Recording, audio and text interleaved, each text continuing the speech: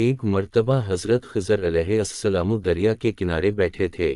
اتنے میں کسی سائل نے آ کر ان سے سوال کیا کہ میں آپ سے اللہ کے واسطے سوال کرتا ہوں، مجھے عنایت فرمائیے۔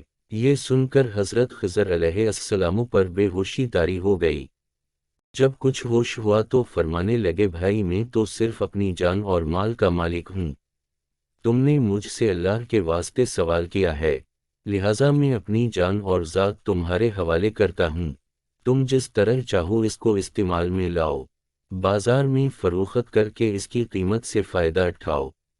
چنانچہ سائل ان کو بازار لے گیا اور ایک شخص سائمہ کے ہاتھ ان کو فروخت کر دیا۔ یہ سائمہ خرید کر ان کو اپنے گھر لے گیا، جس کی پشت پر اس کا ایک باغ تھا۔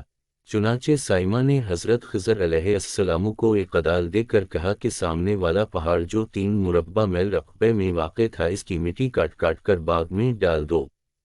اور یہ حکم دے کر سائمہ اپنی کسی ضرورت سے کہیں چلا گیا اور حضرت خضر علیہ السلام اس پہاڑ سے مٹی کاٹ کاٹ کر باغ میں ڈالنے لگے۔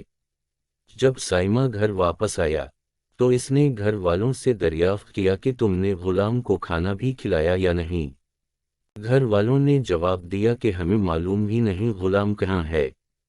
یہ سن کر جب سائمہ خود کھانا لے کر باغ میں آیا تو اس نے دیکھا کہ وہ غلام یعنی حضرت خضر علیہ السلام تمام پہاڑ کی مٹی کاٹ کر ڈال چکے تھے اور اپنے کام سے فارغ ہو کر اپنے مولا حقیقی کی عبادت میں مصروف تھے۔